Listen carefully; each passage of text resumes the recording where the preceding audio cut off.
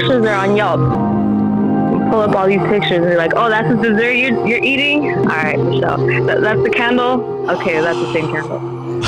I know where you're at. 45 minutes to an hour. 45 minutes to an hour. Wait, can you run that long? No offense.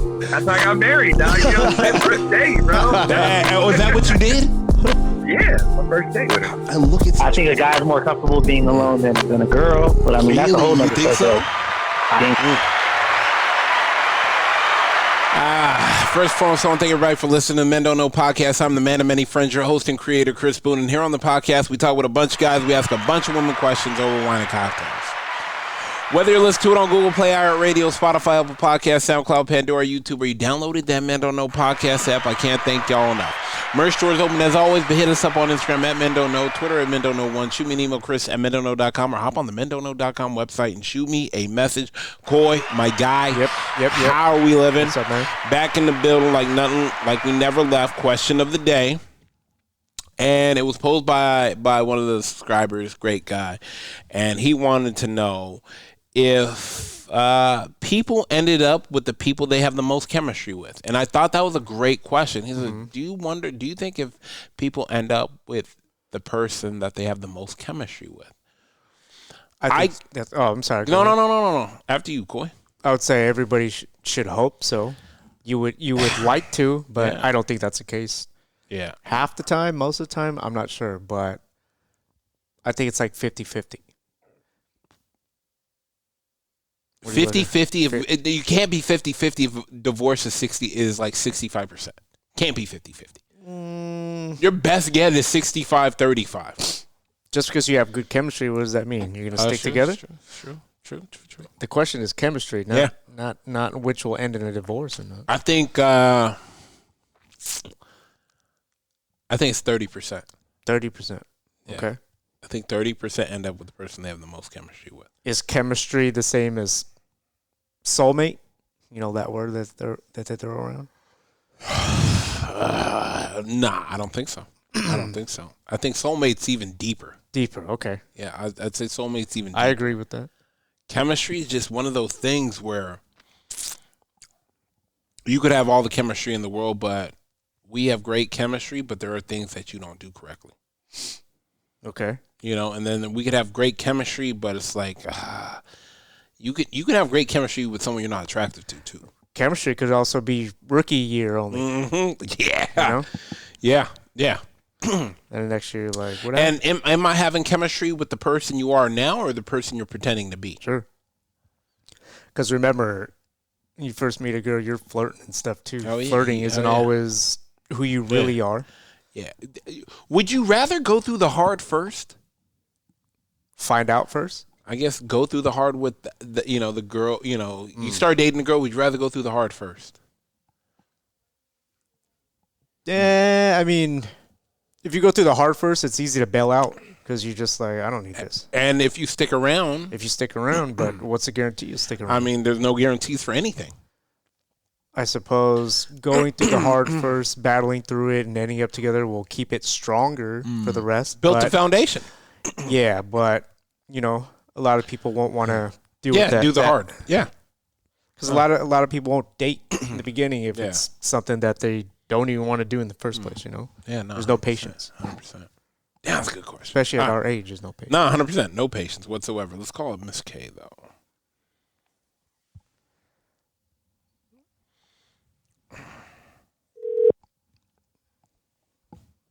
Hello. Hello there. How are we doing?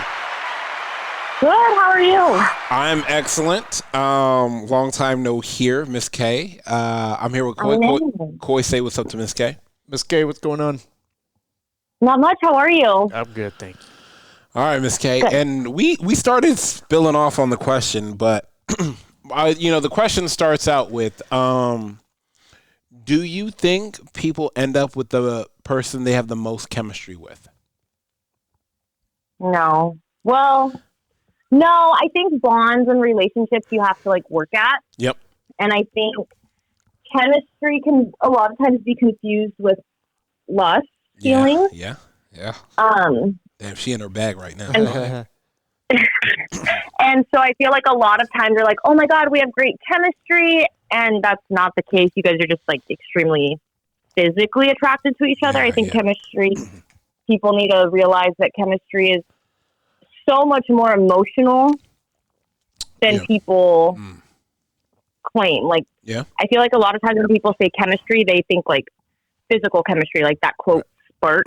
But no, I think that the best long-lasting relationships are the relationships that like both partners show up and put in the hard work. Because you have to choose if you're in a long-term committed relationship.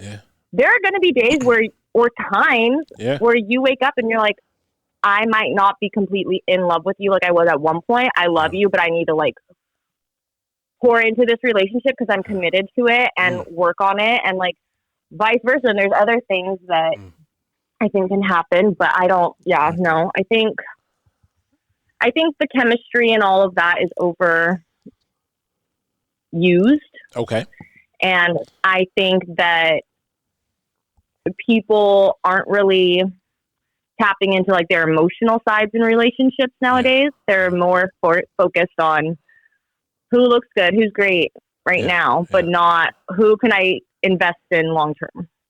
Oh, God damn.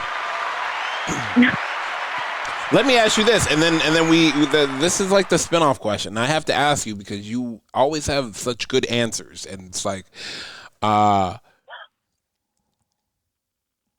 when you get into dating one person and or relationship, is it better to go through the hard first?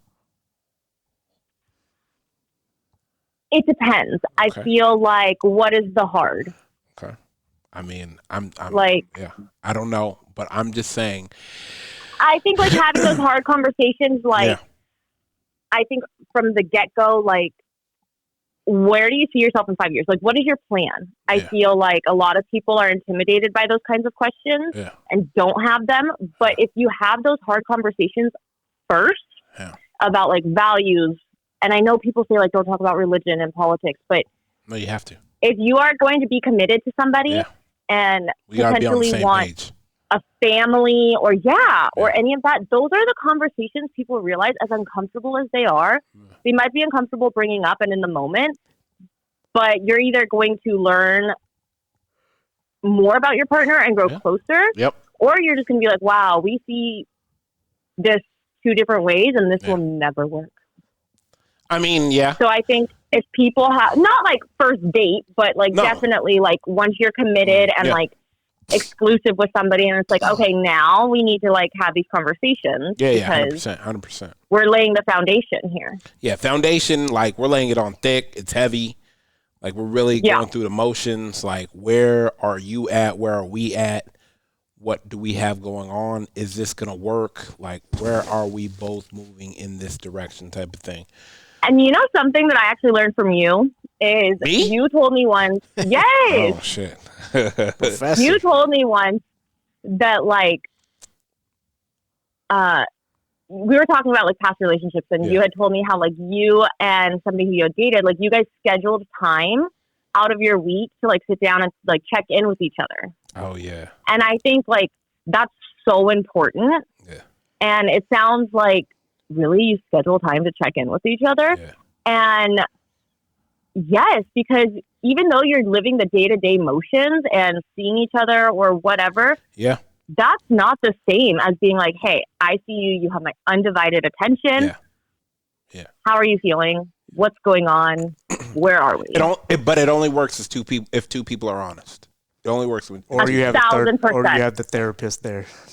Nah, I don't. Yeah, I mean, it really I'll call you when that happens. Yeah, because it really only works when two people are honest. Two people have to sit there and be honest and just like committed to and listen. Be like, and I think people need to like listen to understand, not listen to respond. Yeah. And I think so many times people are so defensive of like, hearing other people and taking it so personal, and it's like, would you just listen? Shut up and listen.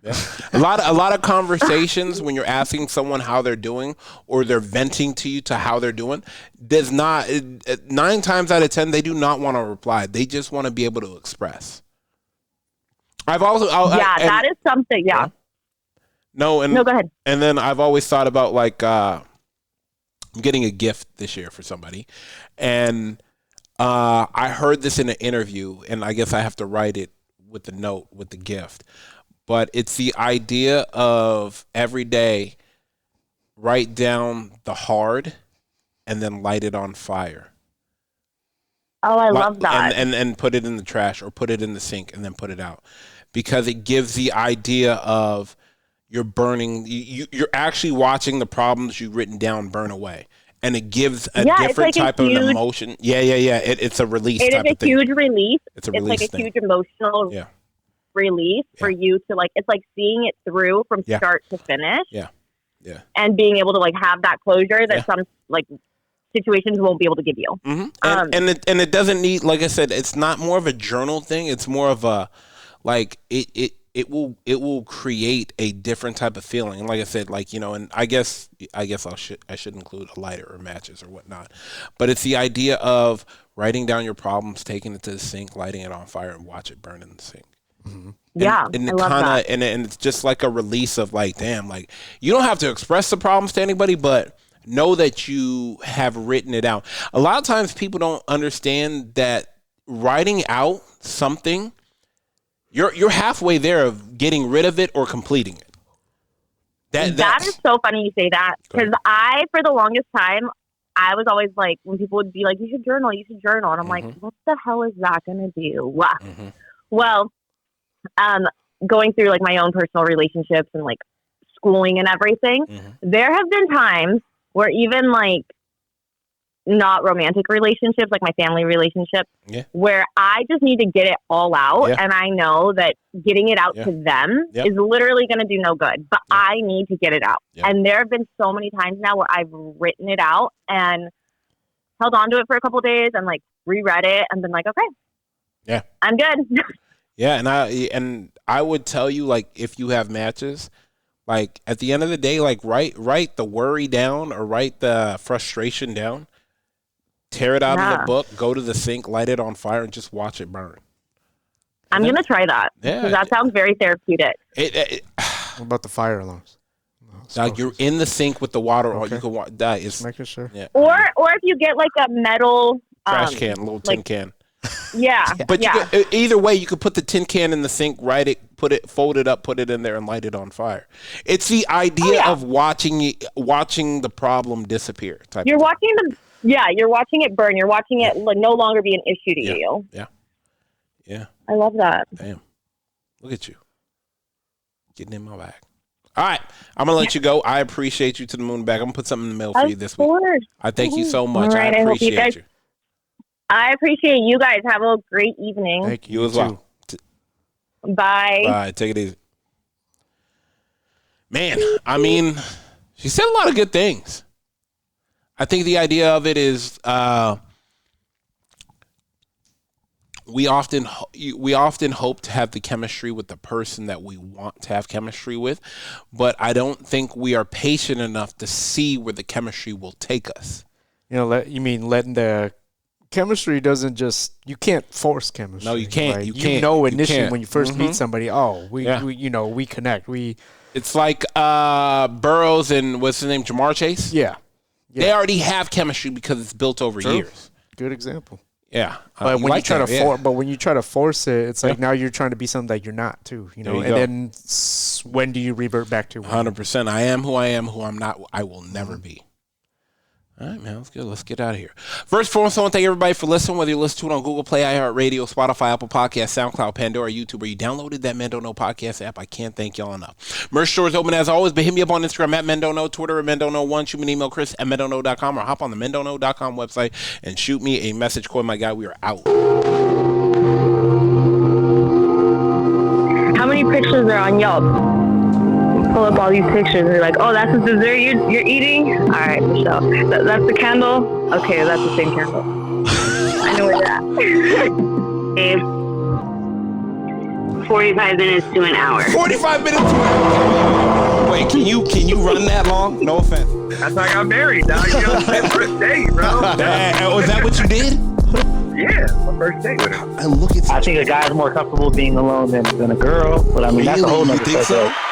I think